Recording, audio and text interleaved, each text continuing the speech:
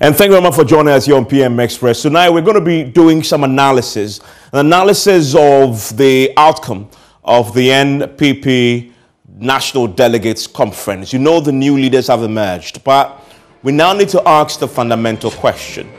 Can this new leadership break the eight? We have some insight into that. We have some research that we've picked up and pulled up to show what this may be when it comes to that question, when it comes to the individuals freshly elected. We're going to be doing some trend analysis and also making some projections based on what we know history tells us and what these new faces may do. Where are they from? What is their constituency in the party?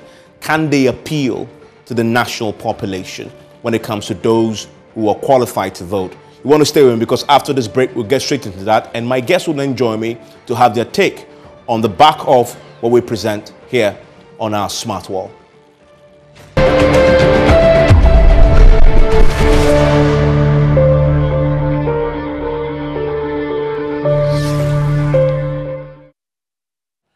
And thank you very much for staying with us here on PM Express indeed. And this is the real deal because we've seen the elections. They are over. The work has already begun. There shouldn't be any rest for the likes of Kodia and Co., who were just elected because the task ahead is a Herculean one. And I will illustrate that very shortly. And so we go to the elections and this is the outcome. So we have Stephen Intim, Justin Frimpong Kodia, the biggest surprise of the lot is what we see here. Henry Nana Boache, K. Jim Fua, Salam Mohammed Mustafa, Dr. Charles Dramana as the National Treasurer, and Abdul Aziz Haruna Futa. This is a new crop of leaders for the NPP going into a battle that is going to be pretty tough indeed. So that's a picture there. And then you have here, you see the black and white. They're replacing all these individuals who were there before. And so like for like, this is the major upset that many of you have talked about since the decision was announced early Sunday morning. Now, here's the thing though. When it comes to the various candidates in question, I want to first start with the national chairman, which is Stephen Intim, who, of course, won a landslide victory. The closest candidate that came close was Asabi with 1,000 votes plus. Now, you remember that the Stephen Asamoah Boateng, this was his first time contested as a chairman. However, for Stephen Intim, he's done this 4 times. This was his 5th time, and so it's easy to look at his performance over the period. And we had predicted, based on the same analysis, that he was on an upward trajectory in the party in terms of his popularity was on an upward trajectory. And it started climbing. The last time he contested for the chairmanship position was in 2014. And that was the last time he had a significant dip in his performance in terms of the votes that he's managed to get, was in 2014. Where he secured only 31% of the votes within the party in terms of the party's national elections. But since then, he's been on this upward trajectory. The next time in 2018, he climbed to 45.28%. Now, he's at 73%. So clearly in the party, he's been accepted.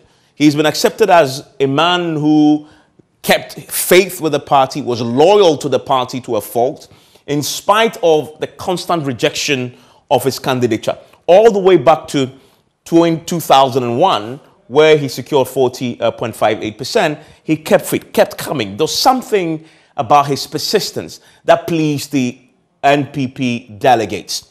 The question to ask is that can he translate this? Because forget it, the internal contest is over. It's now about the national contest, and he has promised that he's going to produce the next president under his watch for the party. That means he will break the 8. But can he translate this? 73% within his own party at the national level. What is it that he brings to the table that indeed may help him? One of the key things that you can isolate, and one of the reasons why many people see he must have voted for him, is his demeanor. He is one of those, now when he went to the polls, nobody could really put him in any particular box. You couldn't put him in the establishment box, although, yeah, there are people in the establishment who supported him. You could also not put him squarely in the non-establishment box. And so he was almost like a neutral a candidate in there. Loved because of his persistence and loyalty. In spite of the several defeats that he suffered in the party, he kept faith and kept coming back. But in the national scale, at the time when we have an economic crisis, when Ghanaians simply want to see a party in power that shows, and I insist that at the time of crisis such as this, form is sometimes more important than substance. You hear Bawumia, Dr. Bawumia, the vice president, will come forth with a speech and tell you all the fantastic statistics and the numbers to make his point. But you will find a lot of criticism post the submission. People, when they're hungry, like people are now, they don't really care about numbers and data and GDP. And as Bawumia says, how much we spend on cleaning up the banking sector crisis and spending on excess capacity. They simply care, give me the food. They don't remember all that amount. In the time like this, he comes in with a lot of form. Is this somebody you can identify with? Does it come across to you as somebody you can identify with in a time of crisis? I may argue that Stephen Ntim, if you compare him to Freddie Blay, definitely gives you that vibe. Because you have Freddie Blay who, recently were making comments like Okafo Didi at a time of crisis when people were suffering. For a chairman of the party that was governing the country into crisis, pronouncements like that, even when you are right, even when you have a point, will not serve well, will not rub up well with the people. He, if you listen to his speech, very conciliatory, doesn't come across as somebody who is an elitist and talks like that and rubs off and carries himself about with any arrogant air about him. That, I believe, is something that it will work well for him going forward as the face of the party, as a national chairman. And if you look at the kind of people who had come before him, right? And if you look at Haruna Seku, and this was those who have come before him, and how their performance has been in elections. And when you go to an election and you lose, the chairman, the general secretaries, they will take the blame. If you win, you have to accredit them with the same amount of credit. Because Haruna Seku comes in 2001 as the national chairman and, of course, conducts an election for the party and wins it. So you give him the credit. If you come to Stephen Ntim, all the people he's lost, in a context with, he lost against. Peter McMahon was there in 2005, of course, supervised the defeat in 2008. And they'll tell you they came close then to breaking the 8 because of the 3 rounds we went, if you remember, including the Tyne constituency. Jacob Echevilamte also came in. But if you look at Stephen Ntim, and you have Freddie Blay. Now, I want you to compare Stephen Ntim to Freddie Blay for a second. Because one of the arguments that many will put forth against Stephen Ntim, when he asks the big question, can he break the 8, is the experience to run a big party like the NPP into a major election where all the odds are against the NPP. And I'll explain that pretty shortly towards the end. He's been there before as a vice chair, but he hasn't really been at the helm before. Well, you could say Freddie Blay comes in here. He was a vice chair too, and he was, thrust into the limelight when, of course, Polafoko and Co.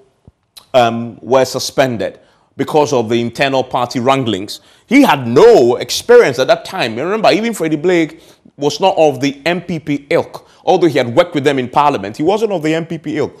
He had come from the CPP, and yet he was thrust into the limelight close to the elections and delivered, he must take credit for it, and delivered the biggest margin of victory in any elections we've seen in the Fourth Republic. What experience did he have, even within the NPP, to deliver that? And so you can say, that shouldn't discount what he could do in an election. The difference, though, I must point out, is that they were going into a 2016 election where the incumbent political party was doing 8 years. And of course, nobody had broken the 8. Although John Mahama will argue that, of course, there's a reason why he's trying to come again. Constitutionally, he was doing the first term. But as a party, they were done 8 years. And Ghanaians didn't quite make that distinction because they were always giving a party, 8 years. And so they knocked him off. And so that played to his advantage. Stephen Ntim hasn't got an advantage now because his party too has done 8 years. And so he's going to face a much tougher task than Freddie Blay did when he came in first in 2015, going into 2016 elections. That is where I believe he may be exposed going into the 2020 elections. Although he has some advantages, this is going to prove pretty tough for somebody who has just dropped in, right, who is going to face an election. But his advantage is, as for the NPP, he knows the NPP inside out. But will Ghanaians accept him? We'll find out in the national elections. Let's come to Korea, and this is where the big conversation has been. Now, I go to Damboche in 2001 when he stepped on the scene. I mean, he was one of the youngest back in the day when he became the General Secretary. But Korea has shown, as a 40-year-old man, that he is loved by the party, and he's from the Ashanti region. I'll tell you the Ashanti factor and why that plays into his hand shortly. But you see, John Bodu also comes in here. John Bodu, by the way, was the organizer, also just like, Freddie Blay. The suspension of Kwabena Jipon then, puts him into the limelight. He becomes the acting national general secretary and the substantive national organizer, and delivers that 2016 margin of victory. And then in 2018, a significant, reversal of a lot of the gains made. Many credit him for that, and for which reason they've removed him as a general secretary. Can Korea, at this age, with little experience in actual politics, well, he's done a lot of ground game, but at this level, going into national elections, he's not done that before. He was a youth organizer for the NPP in the Ashanti region. He hasn't got that gravitas at that level of running a campaign or being a general secretary of a machine, running a campaign, going into a major elections where all the odds are against him. So you could begin to see that lack of experience could play against him. But he has an advantage. I'll come to the Korea advantage pretty shortly for you. One of the biggest advantages he has is the age factor. He's young, he is affable, he's likable, he is not bombastic and flamboyant, not yet. That, by the way, I say that with a caution, because when John Bodu came into the picture, he had all those things as well. But as they say, power corrupts, and maybe power made him a bit power drunk. And so he lost the luster. But he has age on his side. He's 40 years old. He is coming up against a gentleman named John Saseo Nketia, who himself is he's a long-serving politician, has been there and done that, but he's 66 years old. Why is the age factor important? The age factor is important when you consider this next bit here on your screens. In this particular slide you see here, it shows you how important the youthful population will be in the next elections. And if you have a 40-year-old general secretary, right, chances are the youth will identify with him as an individual. Because if you look at the national population census, the 2021 one, 15 to 39 years of age, they are 13.3 million of them in this country right now. If you take 15 to 44, you're talking about 14.9 million of them. Why is this important? Well, 15 years now will be 18 years by the time we cast our ballots in 2024. Chances are this huge population, right, assuming they register to vote, that those who turn 18 or register to vote may, not definitely, may identify with a young man who speaks the language other than, a 66-year-old man. That is a possibility, and that can play to his advantage. In fact, that played to his advantage in the party's elections that he won over the weekend, because some of the delegates tell us that a huge chunk of the electoral college that voted in the elections over the weekend for the party were youthful. And so they identified with him as a former youth organizer of the Ashanti region, YEA, Youth Employment Agency boss. They voted for him massively. He can benefit from this because, again, if you translate that to the national level, you begin to see a similar story emerging. Still, and again, the Ashanti factor is a big advantage for him going forward. Massive advantage. Because if you look at the Ashanti region, right, and you project if you look at the population census, 15 to 38, there are 2.4 million of them in Ashanti region alone. That is 18% of the national population. Ashanti region alone. That tells you a lot. And if you come to the 15 to 44, those who turn 18, the 15 by the time of 2024, there will be what? There are 2.7 million of them. 18.1% of the population in Ashanti alone. In Ashanti alone.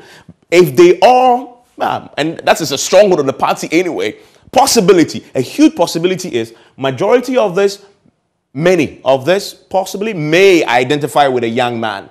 And if they show up in their numbers, because they see him. He's been there as a youth organizer in the Ashanti region before. That is a big, big advantage in the sale of Korea. But then, even if you take and move away from the population census, look at the Electoral Commission's own register as it is currently. The EC is going to start registering 18-year-olds going forward. But if you look at the 2020 register, this is the picture.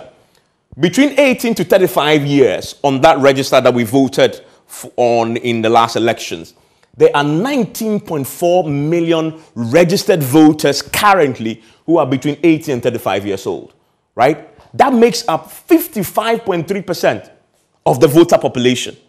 So if you have a young 40-year-old, again, a 66-year-old, and remember, the two of them, they will be the chief executives of the party. So day to day is their faces and voices you'll be hearing, right? If you have this age dynamic, possibility is that will play a role in the outcome of the election. The young people may feel, identifying with him, that could play a role. If indeed he becomes a bit more forceful in representing the party going forward and speaking. You see the Ashanti dynamic again on the voters register. In the Ashanti region, 18 to 25, there's 1.7 million, to the national. 18% of all the youthful population that the EC had, put in this bracket come from the Ashanti region. That is some statistic there. And if you look at the, in the Ashanti region alone, of all voters in the Ashanti region, 55.2% are between the ages of 18 and 35. So that is an important factor. Take it or leave it. It is. I don't know how significant that will be in the final equation, but it is an important factor to consider in analyzing his strengths just in Korea. Now, I want to isolate Ashanti region a bit more. Now, before I even go into this and tell you why Justin Kodea's origins from the Ashanti region, where he really served the party, will be one of the biggest advantages for the party. Why? We saw an example today of how disenchanted, disillusioned the Ashanti base is when it comes to this current government. This is their stronghold. Something happened today that tells a story. Evans Mensah, he is the Minister for Parliamentary Affairs. He is the MP for Swame. He is the majority leader. He was chased out of his own constituency. Watch these videos.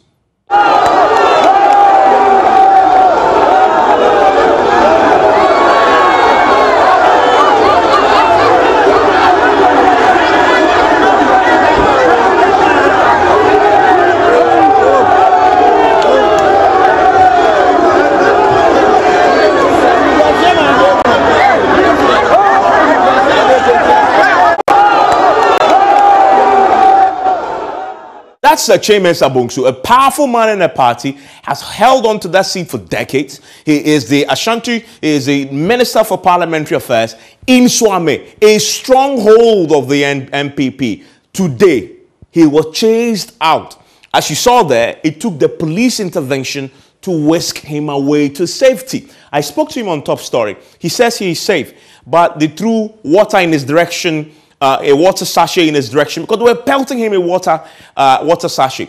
Threw one in his direction. Somebody intervened and it splashed into his spectacles. And he says that people are angry. Why are they angry in the Ashanti region? There's a feeling that Nana Dankwa Akufo-Addo's government has neglected the Ashanti region. He said it himself, that there's a feeling, and that people may not be appreciating what the president is doing for them. He said when people approached him, this happened because of a road in the Swame area. But he says people came to him complaining about other things, including the one district, one factory, one district, one hospital, that they haven't seen anything when it comes to the NPP in their Ashanti, in their stronghold. Now, in 2016, I knew the NDC were going to lose elections when I spent time in Adaklu, in the Volta region. When I began to see, this is the NDC stronghold, I projected and I predicted that NDC will lose the 2016 elections. When you begin to see what is happening in your stronghold, where there is disillusionment, disenchantedness, and people will not vote for the NPP. I'm talking about 2016, but they will not vote for you either. They will sit on the fence. You are dead. Your stronghold is absolutely critical. From the views and the pictures and the visuals you've just seen, NPP is losing the Ashanti region. Not in terms of the vote, they will win it. But will they manage to get all their people out to vote? And when you have people sitting on the fence in your stronghold, you're dead. And this is the statistics that show what I'm talking about. If you take the 2020 elections out, here, take this out. Previously, anytime the NPP had fallen below 75% in the Ashanti region, they lost elections. Anytime, with the exception of 2020, anytime they fell below. Let's go to 20. The first time they came in and the last time they lost elections in 2008. In the runoff, in the first round, they had 72. In the second round, they did a bit better, but they had still 74, fell below 75. They lost elections. You come to 2012, they are 70, below 75, they lost elections. Another thing you need to note in Ashanti region, this is the Ashanti region performance of the NPP. Anytime this gap here, right? Anytime the gap widens, where the NDC gains above, when the NDC gains and you see this widening, you have a problem. That so when it closes, I want to go back. I want to go back and show you the point I was trying to make here. When this gap closes, when the NDC closes this gap, when the NDC closes this gap, anytime it narrows, the NDC wins elections, right? You see that playing out here. And the exception is the 2020 elections. But you see that happening. So clearly in the Ashanti region, the NPP must prevent the NDC from gaining above 25%. That's what the history has shown. 25%, 26% they win elections. 28% they win elections, right? So that tells you a story there that Ashanti region is going to be absolutely critical to their fortunes. And that is where Justin Kodia comes into the picture, especially when you consider what's happened in the last elections. Look at the NDC. Whereas the NDC is climbing, it's on an upward trajectory in the Ashanti region, right? The NPP is on a downward trajectory in the Ashanti region. This is dangerous. This is dangerous. And so Kodia will argue that he comes from there and he can work some magic in the Ashanti region for the party, right? And if you do the line graph, you see that downward trajectory I'm talking about from the NPP is dangerous. Can Kodia work his magic here for them? He comes from there. They love him there. He is a youthful guy. Can he work his magic in the Ashanti region? So it's a very good choice, right, for the party because of the importance of this. But all of them who have just been elected, this for me is one of the anecdotal evidence that shows they are up against it. Because as we've always told you since Friday night, we discovered this, and it's fascinating, that each time a party in power has gone to the IMF in their second term, they lost elections. Each time they've gone in their first term, they won the elections. And this is the evidence to show it. This is in the Fourth Republic. The first time in the Fourth Republic, 1995, that is NDC's under Rawlings's first term, 1995. The next elections, the NDC won, right? They go in their second term, 1999. Who won the elections? NPP won the elections. NDC lost in that elections. Let's come to the next time we went to the IMF. We went to the IMF again, 2003. In 2003, when we went to the IMF, that was the Kufuor's first term. The next elections, NPP won, right? If you come back to the next time we went to the IMF again in 2009, right? The next time we go, this is Mills's first term, former President Mills's first term. NDC won that elections because it was the first term.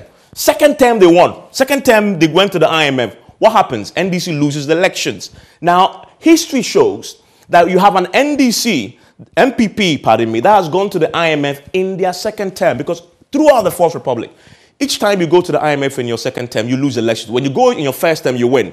They have that against them too because they've gone to the IMF in their second term. And this is the history. So it predicts what might happen. And some have asked me, why do you think that is? It's possible that you wait too long, the situation gets too dire, people get upset with you. By the time you go to the IMF, it's too late to reverse things and you lose elections. That's a possibility. But that history from 1992 in the Fourth Republic and the IMF, there's a direct correlation between when you choose to go and its impact on your electoral fortunes, as this demonstrates. That's what Kodria in team Nanabi and co are up against, apart from the fact that they're attempting to break the 8 that nobody has done before.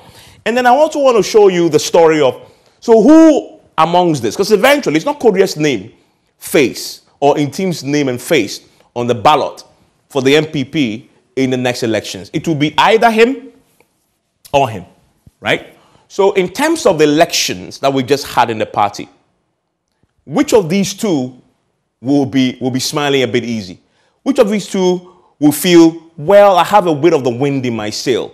If you consider where Kodria is coming from, and Kodria is very interesting because of his, nobody expected him to win until Friday night. That's when we picked this, right? I'm sure he knew he was going to win because he knew the ground game is done. If you consider where he's coming, you will probably believe that he will probably be thinking that, well, listen, it comes from Ashanti region. I come from Ashanti region. Well, that should give me some comfort, right? We know, also supported John Boydu, and John Boydu lost heavily. When it comes to Stephen team, both of them really did not reject him, and so that is where it is. But the Kodria example may give him a bit of comfort. But what does this mean for him? What does it mean for him? We'll see what this means for him. But if you're going to an election and you're in his camp, you will be slightly concerned about the verdict that the delegates delivered. Let me bring in my guests and see if they agree that the tough task ahead is going to be one that the leaders will have to face, and whether they succeed is a whole different ballgame. Dr. Ali Duseidu is with the University of Ghana Political Science Department, and of course, the man who was with us over the period when we were covering this, he himself, talking about Dr. Makoban, he himself ran as a chairman and lost. He got 18 votes. Of course, he's spoken about why he lost, but he had predictions. I'm curious to know what whether his predictions came to pass and what he makes of the outcome. He's also the former head of the Political Science Department at the KNUST, so he comes to this conversation with a bit of unique insight. Dr. Makuba, let me start with you very quickly. I mean, so you've seen the analysis I've done. We know the outcome already. In terms of the question, can this new crop break the 8? What will your answer be to that? Please unmute for me. Please unmute on your Zoom for me, please. Please unmute for me. It doesn't depend just on them. I can hear you. First of all, the solution is not dependent just on them. First, it depends on how well they can work with the president. And so this break the 8, I don't subscribe to it. It is your performance that is going to allow you to break the 8. You see, so they should concentrate on working together, especially with the president, because previously the president has stated that he couldn't work with him team, and so the first task is for them to get together, put everything aside, open-minded, and proceed forward. And then they have to bring in all the party members, not just those elected officials and the delegates. No, this is what happened before. And this is why people are very upset. They did things without the involvement of the party supporters, the senior members of the party. It's just those young people, they did their own thing. And this is the result. And so the first task is get together, get along, and remove all suspicions, and then move forward together. I mean, Dr. Ali, what do you say to that question? We have the list now. We know their faces. Can they break? Is this a group to break the 8? Nobody has done that before. Yeah, thank you so much to you, Evans, and to your viewers.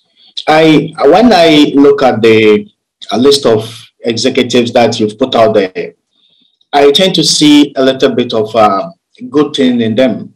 One, the kind of very delicate balance that we have in terms of generation. We have a kind of generational balance.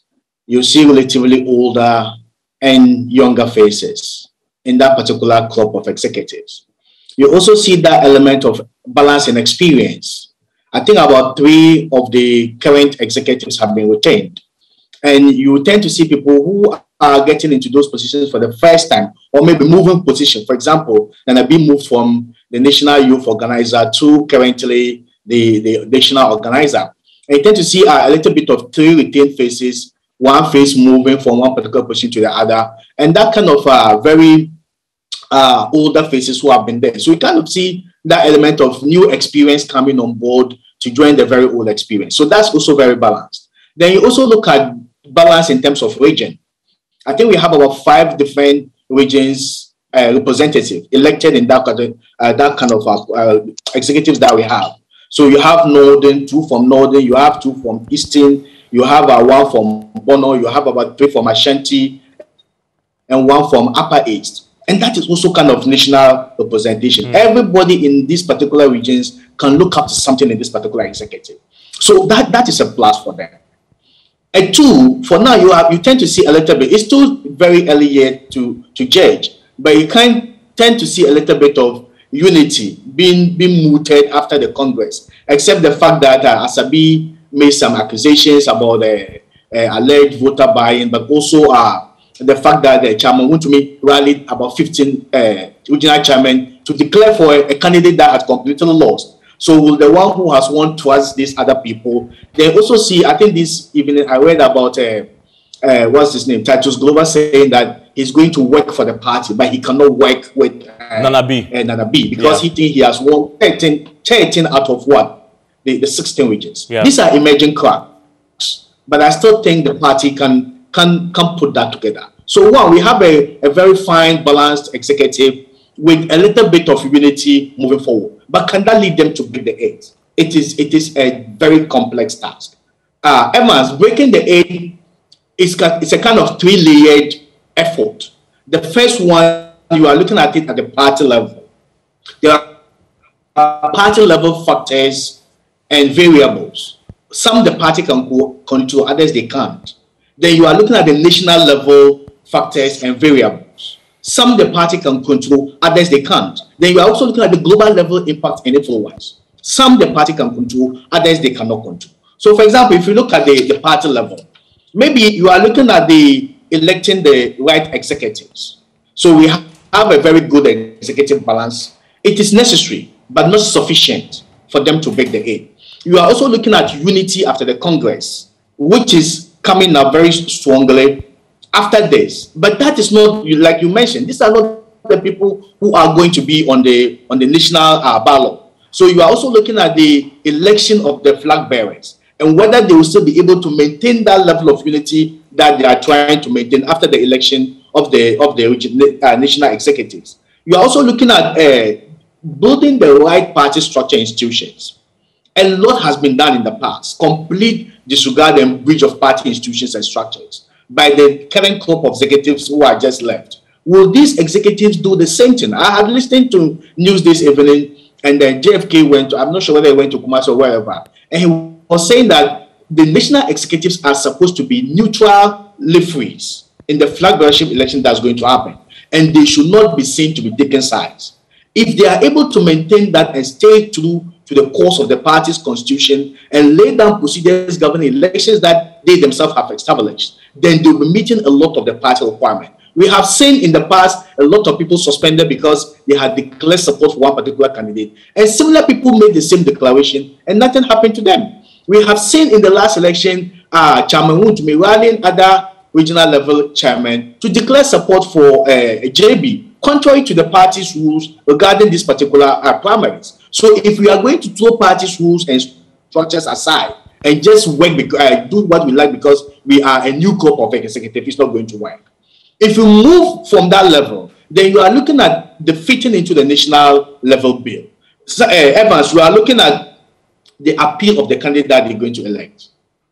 Credibility is very important. Trustworthiness. And the whole concept of what? Confidence. Will the national population be able to impose confidence in either Alan or Bawumia, given the track record, given what they have said in the past and what they are doing? How has been the party's performance? It's very important. Track record is very important at the national level. The way we have managed the economy, it is very important. Are people able to make a decent living? Are people going to look at their conditions of welfare and well-being? And how would that portend to the victory of the NPP? If you even scale this particular level, There are a lot of global level factors that we can control, we cannot control. The prices of crude oil and its impact on our lives now. And Evans, it's the same thing when you compare what we are living in, the situation we are living now, to what was happening in 2008. We had the same level of global level hikes in crude oil prices. There were a lot of food shortages because of disruption in supply chain, just as we are having now. Inflation was very high. Yeah, you can actually argue it's worse now than even in 2008.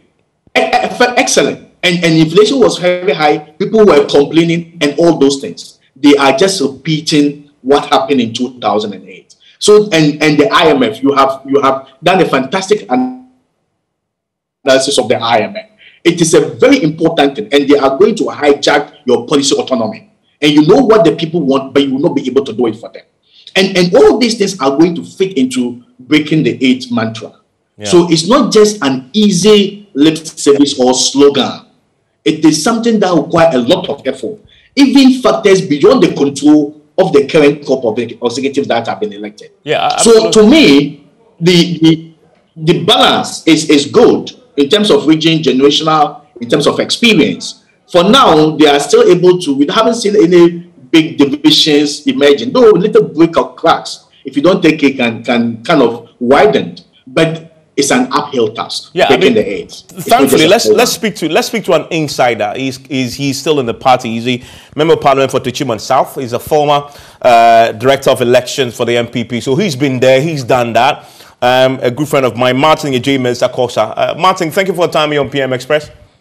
Thank you, Evans, for having me. So tell me, was this the outcome you foresaw before Saturday morning?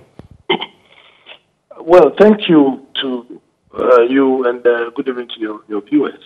Yes, largely, I expected an outcome of peace, an outcome of unity, one of general excitement, enthusiasm, and some energy in the party.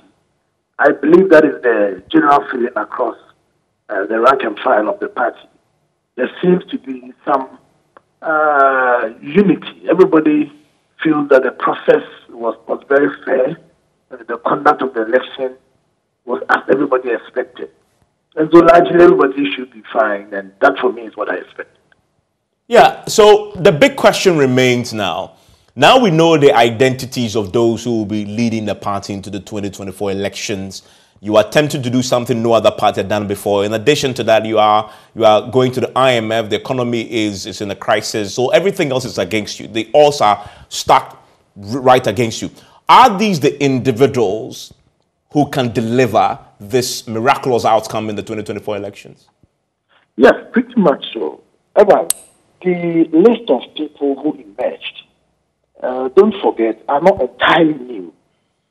You have Rita Asobaye, you have Nanapi, you have Kate Demfua, and then Futa. In fact, the youth organizer that emerged is the former, or was a deputy to the then youth organizer. So about 5 people have been on this bill before and were part of the victory of 2016 and again 2020. So these are people who have been part of the success, who have been part of the team. The chairman elected, Stephen Tim, is not entirely new. Don't forget he's been the vice chairman of our party before. And so he comes on board with some experience, having served at that level nearly before. And so for me, you have about 6 people who have been directly involved at the forefront of our winning 2 successive elections. That should not be anything too difficult for us. Of course, there are new people who comes on board with other aspects of what we want to do. And so, by and large, I think that, yes, we are good to go. The reflection of this election, or the outcome, is positive. If you look at the balance that has been said, what I don't see there is Western North, Western Region, and Greater Accra. You have the opportunity of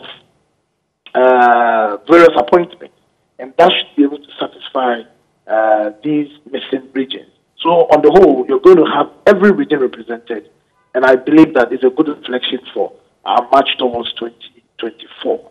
it should not be too difficult for us because it's not an entirely new team. Doing what we have done before is not lost on them or should be lost on them. What is important is this election ahead of us is an entirely new, a completely different election. As you rightly put it, asking Ghanaians to do for us what has not been done before. So that comes with its own dynamics. And I believe these people will master it and cross the bridge. Stay with me. Let me bring in Dr. Makuba. Doc, you are in Kumasi right now. The Ashanti region factor, I believe, will be very crucial. The statistics and the data show that if the NDC gains above 25% in the Ashanti region, they always win elections. If the NPP falls below 75, they lose elections. So they must make sure that that doesn't happen. Except that if you look at the last elections till now, they are trending downwards there. The NPP, the NDC is on the upward trajectory. Today in the Ashanti region, we've seen something that never almost happens. Chairman Sabongsu, the face of the party literally in the Ashanti region, was chased away, and it took police intervention to whisk him off because people were just not happy with this government and what they've done for the region. What do you read into that in terms of how difficult this task of breaking the aid will be, considering that they have a new crop of leaders with a general secretary who also comes from there? Well, as I've said before, the elected officials can do their best. But in the end, if it does not translate into executive action, it's a waste of time. The people are not angry with the elected official. They are angry with the government. And so that's where the attention should be. All the dynamics of those who are coming, that's fine. But it means nothing if it's not translated into action that the executive can carry out and make people a bit more comfortable. People are very angry. When people are angry, you need kind words. They need to be spoken to. But the people who are supposed to speak to them, like Chairman Sabusu, have no credibility, so they will not listen to them at all. That is the problem. So they may listen to Kodia, but they don't like Nanado. What are you going to do about that? That is the problem, because Nanado is the one they are looking at. They are the ones who can bring changes for people to come back and vote for MP. So, yes, they must work very hard. Just as I said, they have to find a way to get the president to listen to them and turn things around. Otherwise, it does not matter how fine they look, they will fail. That's it. A very important point. Considering that we sat here, myself, you, and Winston and others, and it was very clear that Kodia wasn't the establishment candidate. That is, he wasn't the president's candidate in the race. Do you think that he will have the president's ear? He will sit in cabinet. Do you think he will have the president's ear in how to approach? Well, not right away. It takes a while. He has to go to the meetings and see the dynamics over there, and then he and his team to figure out how they insert themselves in it, and how they can be effective with the president. But I can assure you, right away, it's not going to be any big change. They have to figure it out, how they're going to get them to change certain things. They've done this for a long time, so they'll continue to pretty much do the same thing they've been doing. And it's their task to make sure they change certain things. Otherwise, it's a waste of time. It won't work. Here's a big question. It comes down to performance of the government, not the performance of the elected officials. Performance of the government is what will decide whether it can break the aid or not. So that's where the attention should go. Talking about that, the two individuals whose faces may likely be on the ballot for the NPP in the next elections are all in government. Either it's Alan or Bawumia. Which of these two individuals may best come close to helping Kodia and Co. deal with that problem of, the government towing a certain line that then, projects the party positively, considering everything you've said? These two. Well, the pendulum is on the side of Alan, because if the voters are upset with Nanado, they are upset with Bawumia too, because he's the vice president. So you can't dissociate yourself from him. On the one hand, you do that, that's being ungrateful, and you are disloyal too. And so he's in a fix. He said that he was not allowed to do his job. To a large extent, it was true. But say, why didn't you resign? He didn't. So you can't say that now. You stayed on, you can't say that. Alan is also in the government, but he's a minister. It's not the same as vice president. So you see that Bawumia has been in a lot of official capacity of the government, not as much as Alan has. And so, and we know too how things have unfolded in the past. And Alan challenged Nanado, but somehow they were able to work together, but not very close like that, you see. So we know these details. But still, we can do all we can if the government that Nanado is in charge of does not bring about changes, positive changes that make people a bit more comfortable. We are just wasting our time. It won't work. And it's a monumental task, I have to say. We think that we go to IMF, they give us $3 billion and everything will be okay. No, far from it. We owe 400 billion cedis. They give us 3 billion times 10. Exchange is 10. It's 30 billion. How do you fight 400 billion debt with 30 billion? How do you do that? That is what we have to look at. This is a long-term thing. It's not something you're going to resolve in 2 years, to be saying that you're going to break the 8 in 2 years. No. Look at our debt interest ratio. Standard is you should not go over 18%. When you go over 18%, you've crossed the threshold of sustainability. We are at more than 33% now. 33%. How do you do that? That's the problem. And so every money you get, you're paying interest, not the price, you're paying interest, and it's growing very, very fast. In addition, this 3 billion they are giving you, they may give you 1 billion as grant. The other may be loan. You have to pay that too. So how are we going to do this? It's a long haul. It's not a simple matter of 2 years, 3 years. No. And so we have to look at all these things. But instead of me talking too much about the elected officials, I'll appeal to the president. If he wants his party to do well, then he has to shift gears. He was right in going to the IMF, but he waited too long. And as he waited longer, it got worse. And that's where we are now. I mean, Martin J. Mensah, you don't disagree with that, do you? That this is more about the president and how he runs his legacy term than about the elected executives, if you're going to break the 8? Yes. Evans, let me say that a bit of speculation and insinuation. To start with, I do not know any record, or I cannot agree with anybody who can say on record that the president went this way or that way in this election. There's various degrees of speculations and insinuations, and people are free to do that. But nobody can on record say President Kufuor said, I do prefer this person or that person. Indeed, they are loyalists of this, in this fact, loyalists of the president, ministers, appointees, loyal to the president, who campaign openly, one way or the other, for the names just mentioned by Dr. Makoba. Stephen Kim, for example, Kodia, for example.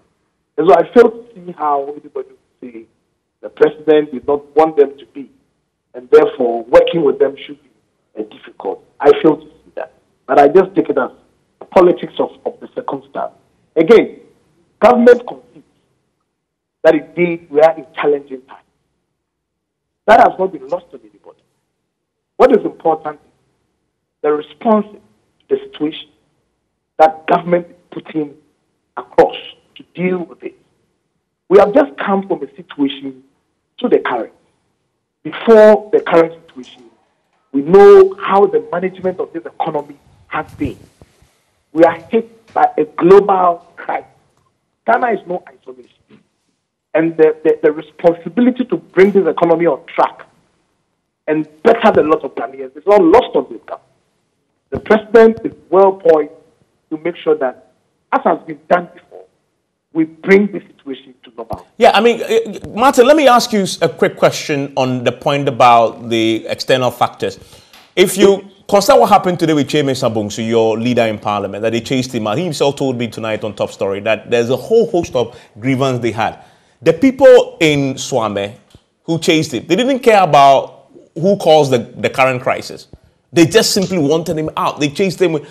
Isn't that the main problem you face? That all the things you explained, that it is Ukraine, it is Russia, the people simply don't appear to care. They simply have a problem. It's your fault. Evans, I don't really think that. I have not followed the Evans Mensah story that you talk about. I'm just returning from a journey outside Accra, and so I've not been very stable on the news. But be it as it may, our Honorable Osei Evans Mensah is one of our longest serving parliamentarians. Whatever the situation, people may have grievance, given that one man has been with us for a number of years or a period of time, that these things have not seen the expected improvement that we do have. There's every likelihood that people will be very upset with him. I fail to see how anybody would wait what happened to him. Suppose that I have not followed, like I said, to pass judgment to me that it's a reflection of how or what anger people have towards this government. I don't see that. He is one of the longest serving, if not the longest serving on our side in Parliament. And so definitely people would want to connect and say, look, we may have A, B, C challenges. Of course, it cannot be done in a day. But people's colleagues may not want to have any other excuse. And that could trigger or let people behave in a certain way. But I fail to see how that would be a reflection or how anybody wants to say, therefore, the Akufo-Addo government has failed. I fail to see that. I am very confident, very confident. And of course, my confidence is born out of the fact that the president accepts, concedes, his government understands the situation that we are going through now and what it needs to do. What for me is important. And yes, we have our minds on that. And I think that the Ghanaian people would see a lot of turn around the situation. Okay. The president. Okay, Martin. Very quickly, I just have a minute to wrap up. So I'll give a quick few seconds each to both. Mr. Alidu Seidu. So that's where we are. He's confident. You share his confidence? I think in elections, everything, anything is possible. Let me put it that way. But I think it is more of an uphill task, looking at all the things that is crumbling on the government to be able to break it without putting in a lot of effort and hard work. And largely, the youthful population that you have mentioned in Ashanti region and in other places did not even take into account the whole concept of what? Disaffection, the whole concept of the fact that these economic hardships is hitting the youth even worse than any other population group. And for the fact that the NDC did so well in 2008 election after Volta region, Ashanti than any other region. And there's a possibility that if they're able to do better in 2004, there are a lot of dynamics that is currently going seriously against them. Absolutely. And like Dr. Ba mentioned, we always say every election is a census on the performance of the incumbent. Yeah. And we shouldn't lose sight of that. More so this one. And Dr. Makoba, very quickly, briefly. Well, I'd like to say this because of what the former MPs. I think NPP officials should stop blaming the problem on COVID and the war. The whole world was affected by the war. Burkina Faso was affected by COVID and the war. How come they are not at IMF? When you say that, you make people more angry. It means you are not accepting responsibility for what has gone wrong. They didn't vote for you to come and explain to them who did wrong before. You do it. That's what they should do. When people are angry, you say, well, take responsibility. Tell them what you are going to do to fix it. That's what we need, not blaming somebody else. The whole world was in COVID. The whole world is affected by the war. So don't use that as an excuse. Not for the whole world has gone to IMF. Tanzania hasn't gone. Burkina Faso hasn't gone. Please. Yeah. Others have gone too. Is it a good thing for us to be lumped with those who have failed? No. This is not acceptable. It isn't. If we keep like that, things are not going to go well at all. They are angry. You've seen it. Dr. Makumba, Dr. Alidu Seidu, Martin, James Akosa, I'm grateful. Enjoy the rest of you.